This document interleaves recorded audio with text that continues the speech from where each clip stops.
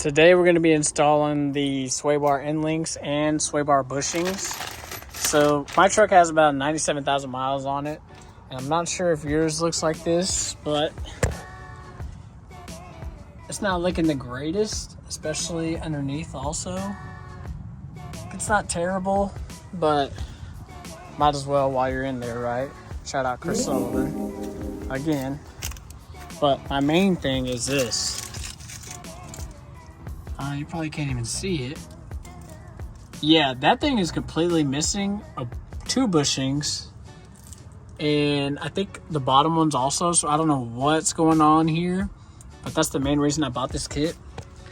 So it's one of those like, well, I got to replace that anyways. I'm not just going to buy one tie rod, or yeah, not tie rod and sway bar end link. I might as well just do the whole set, including the bushings, because I'm sure they're a little bit worn. So I bought the energy suspension kit. I want to say it was like $64 or something like that. Let me see if I can get a part number for y'all. Right here. So here's the part number. This is the one that I went through Summit Racing, filled out their thing, check fitment guide, whatever. So it says it fits on this truck, so it should be a really quick video. As far as I know so far, this top bolt is 14 millimeter. The bottom one is a 9/16. And for the bushings, the brackets that hold these in, it is a 10 millimeter on each side. So what I'd recommend, so like my truck, I'll show you underneath it too. My truck has a little bit of rusty bolts again.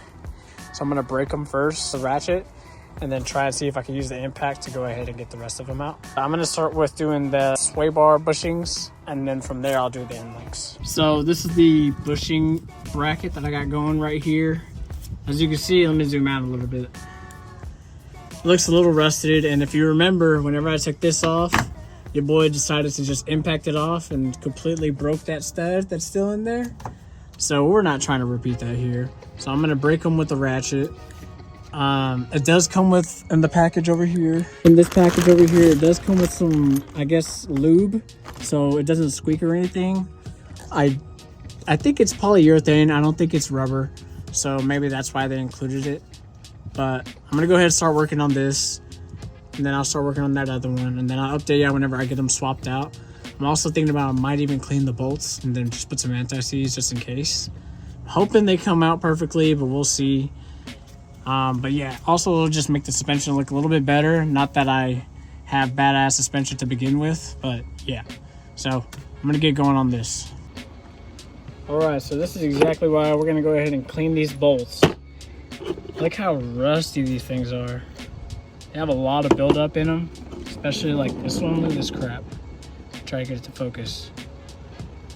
Yeah, these things are trashed, so yeah, I'm gonna get these cleaned up. I'm just gonna put my drill on a wire wheel, hold these at the head with the vice grip, and then clean them like that with one hand. I do have a surprise for y'all on the sway bar end links. Oh my God, I did not realize how freaking bad they were. Like, they are completely destroyed. And I was hearing rattling when I would test drive the truck, and I didn't realize how bad it was, but I'll show y'all whenever. I'm gonna show y'all how these look out whenever I'm not gonna make them freaking brand new, but I'm gonna get them enough to where the rust comes off. But then I'll show you how those sway bar end links look. It's trashed. So this is how it's looking. I went ahead, cleaned them up really decent. Not the greatest, they're not brand new, but they're decent. And I went and put some anti-seize on them. And now I'm gonna go ahead and put them on the truck, but I would definitely recommend cleaning the threads on these, especially if you haven't swapped these out since you bought the truck. Just because this one had so much built up dirt and just rust on it, and if I tried to put it back on, it might have messed up the actual threads on the inside of the truck or on the frame, whatever it bolts to. So highly recommend. So I'm gonna put these on right now. All right, so now we're gonna go ahead and get these bushings all lubed up. This is the lube they provide you with, and I guess it's supposed to be enough for the bushings and for the polyurethane stuff going on in here for both top ends. So what I'm gonna actually do is lube up the inside, use my finger, you know, get all up in there. And then for the outside, I'm gonna go ahead and do the same thing. Now, people will probably comment or say something. I have no clue if you're supposed to put it on the outside, but I just don't want to do any squeaks. So I'm gonna go ahead and put it on both the inside and the outside where the bracket mounts to. I'm gonna do that for both. And then with these freshly cleaned, beautiful bolts, I'm gonna go ahead and bolt everything up. And then from there, then I'll start working on the tie rod ends, just because the tie rod ends are barely holding the sway bar up. And yeah, like I said, I'll show you out here in a bit how that's looking, but let me go ahead and lube this up and then show you how I'm gonna install these boys. All right, so I got everything in here and it's loose. I'm gonna try and leave it loose until I got the tie rods done, I keep calling them tie rods, till the sway bar end links are done, or have them everything loose. And then whenever I'm ready to tighten them and have them lubed up, then I'll go ahead and move on to this and actually tighten it up. That way I can have this sway bar moving to wherever I need it to be. But look, here's the surprise I'm telling y'all about. And if I move this, like, yes, I know the sway bar is loose, but like, this ain't doing a damn thing. So that's the passenger side. This boot is like, first of all, it's also loose, but it's like completely split. Like, look at this. I just tore this off by hand. So yeah, she needed sway bar end links ASAP. Real quick before I even get this thing off, the OEM ones, it's 15 millimeters for both ends. So bottom bolt is a 15 millimeter, top bolt is a 15 millimeter. And then the energy suspension ones are going to be different sizes. So those are going to be the ones that are 14 at the top for the nut, and then a 9/16 for the bolt at the bottom. So just want to give you all that information real quickly, because I thought they were going to be the same, but obviously they're not. So the easiest thing I found whenever you're going to put these in is to go ahead and you got to make sure the sway bar is loosened up on both ends. Right now it's not as loose, but you want to go ahead and do that. I actually might end up having to loosen this just so I can make this move again, because right now I can't, even though it's not even bolted up to anything, or it's not bolted up on the bushing part for the actual sway bar.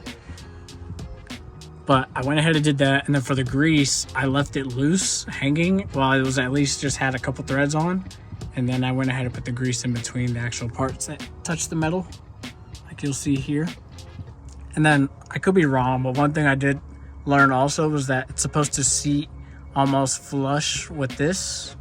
So I don't have it completely flush down here. It is. Up here it's not, so honestly that's fine with me.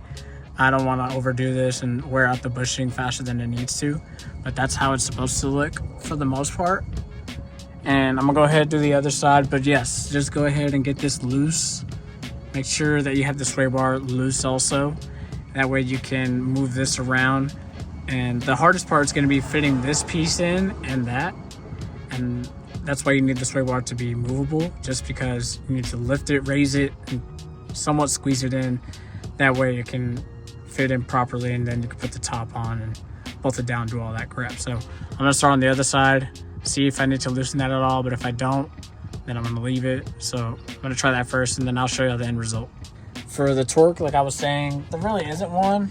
You just wanna make sure that they're somewhat flush here. And then on the bottom too, you want them to look a little bit like that. The torque on this one is about 10 ugga-duggas, so that's what I did for that. And then same thing with the other side. And I already found our next project, but I'm not doing this till further along down the road. But yep, I can see it seeping from right here. I can't really tell though.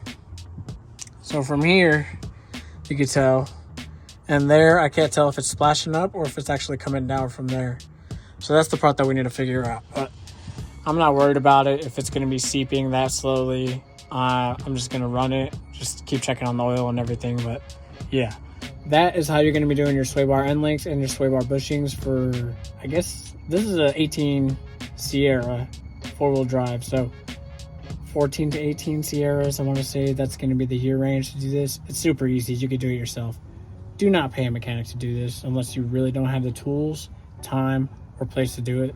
If I didn't have to video everything, I'll probably be in and out in like 30, 40 minutes.